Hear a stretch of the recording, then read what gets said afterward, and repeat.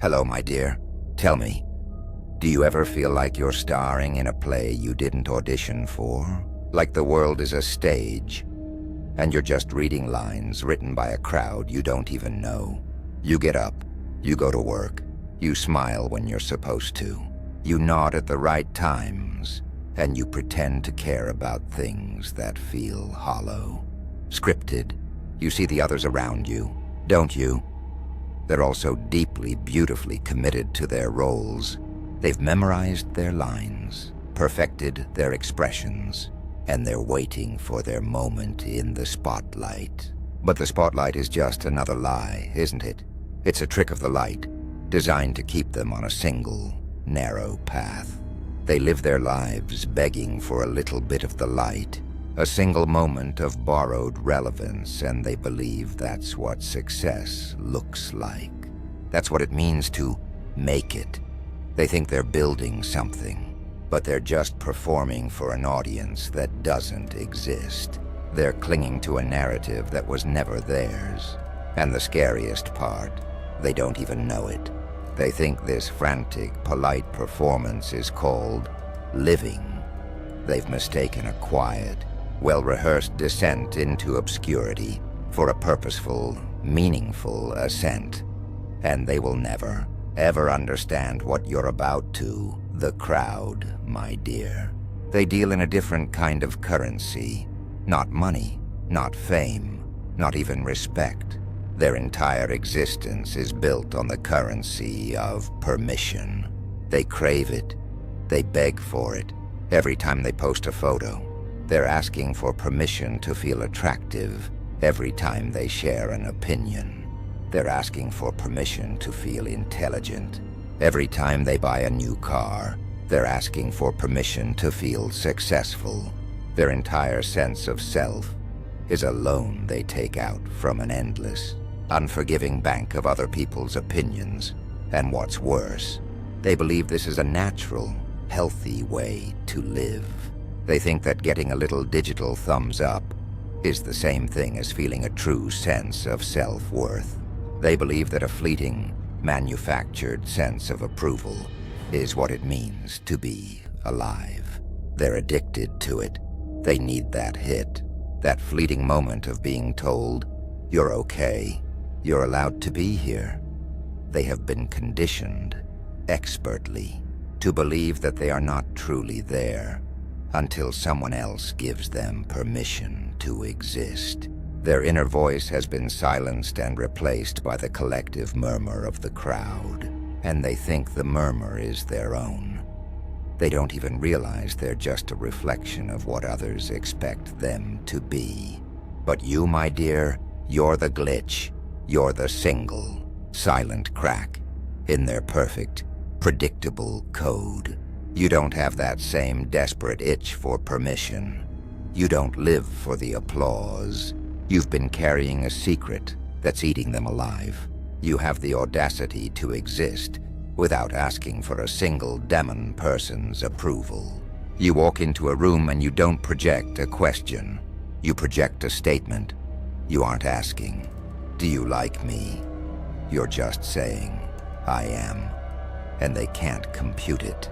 Their polished performance, their carefully rehearsed smiles, their frantic little dances for attention, they all shrivel in your presence. They start to look like what they really are, a desperate attempt to fill a void that you don't have. They try to find the trick. They search for the secret. Why aren't they trying? Why aren't they desperate like us? What is their angle? They look at you and their own insecurities scream in their faces. They see their entire life of compromises, of bending over backwards for crumbs of validation, and it all feels so pointless when they look at you. They'll never find the answer because the answer isn't in what you're doing. It's in what you've refused to do. You've refused to play their pathetic game. And here, my dear, is the part that will truly free you. The part that will explain everything you've ever felt. The part they would destroy you for knowing. They break you with permission. They don't shatter you with a grand, public tragedy. No, that's far too dramatic. They convince you to shatter yourself, bit by bit, by asking for their permission to exist. Every time you dim your light, every time you shrink your ambition, every time you stifle a laugh that feels too big, you're asking for permission. You're saying, "Is it okay if I'm not too much?" And they grant you that permission. With a smile, they tell you, yes, it's okay to be small. It's safe to be invisible. Just stay in the lines, and you'll be fine. And you do it. You agree to their terms. You hand over a piece of your soul, a little at a time, until you wake up one day and realize you're a stranger to yourself. All because you had permission to be. They don't have to break your spirit when you give them the tools to do it yourself. They don't have to put you in a cage when they've convinced you to build it and live in it. It's the cruelest trick in the book, isn't it? They offer you safety in exchange for your greatness. And you, poor, conditioned, desperate thing, accept. You let them decide the size of your world. You let them set the boundaries of your potential. You let them, with a nod and a polite pat on the head, break you down into a manageable, non-threatening version of yourself. Now you've noticed it, haven't you? The moment you started tearing up that script, the panic in their eyes, the way they shift uncomfortably in your presence. They'll try to get you to conform again. They'll call you arrogant, self-absorbed, even crazy. They'll say you've lost your way, that you're being ridiculous, that you need to get back to reality. But they're not trying to help you.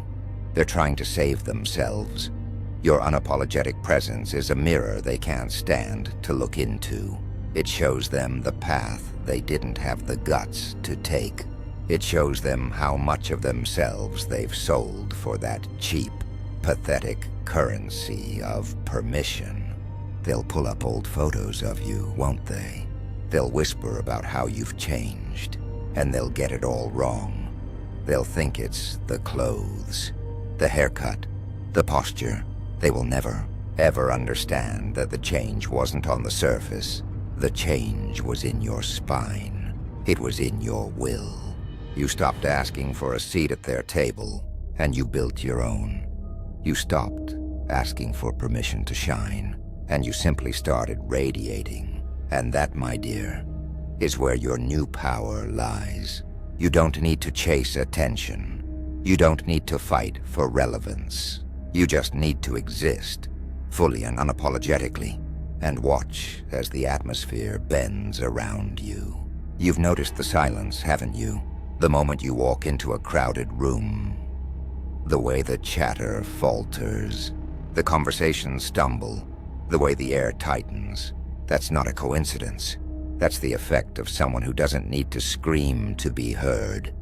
They're so used to noise, to people clamoring for attention, that a quiet, confident presence feels like a shout. You've become the kind of force that makes the most important person in the room look like they're trying too hard.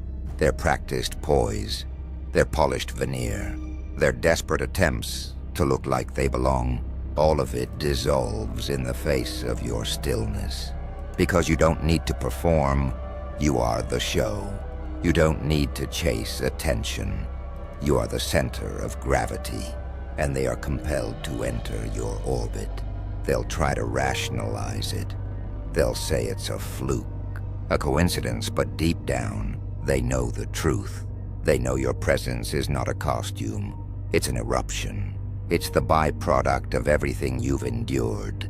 Every time you were knocked down, you didn't just stand back up. You built yourself into something stronger, something that can't be touched, and they can't stand it. Because your glow, your aura, your undeniable presence, it wasn't given to you. You forged it in the fire they wished would consume you. It's a testament to the fact that you survived and transcended. And that, my dear, is the most terrifying truth of all. It's a message that says, I didn't just survive your games. I became something you can't comprehend. So let them whisper. Let them stare. Let them try to figure you out like some unsolvable puzzle. They will never find the answer in a shopping aisle or a social media feed. They will never find it in a filter or a cosmetic trick. The answer is in the weight you carried, the darkness you dragged yourself out of, the resilience you cultivated when nobody was watching. You turned agony into aura, and that, my dear, is not for sale. You have become the living, breathing, uncontainable proof that the greatest power isn't given. It's earned in the silent, grinding hours when no one is looking. It's when you refuse to be broken by the subtle, insidious permission they try to give you. They'll never find the source of your radiance because it's buried deep, rooted in the very scars they thought would make you small. And you, my dear, are anything but small. You are a headline, you are a force, you are a walking, breathing contradiction to everything they were taught to worship. You are the one who didn't need a red carpet to become a spectacle. The red carpet needs you because wherever you stand, that spot becomes the center of the universe. And that's what terrifies them, that you can exist outside of their script, outside of their permission, and still shine brighter than all of their carefully curated illusions combined.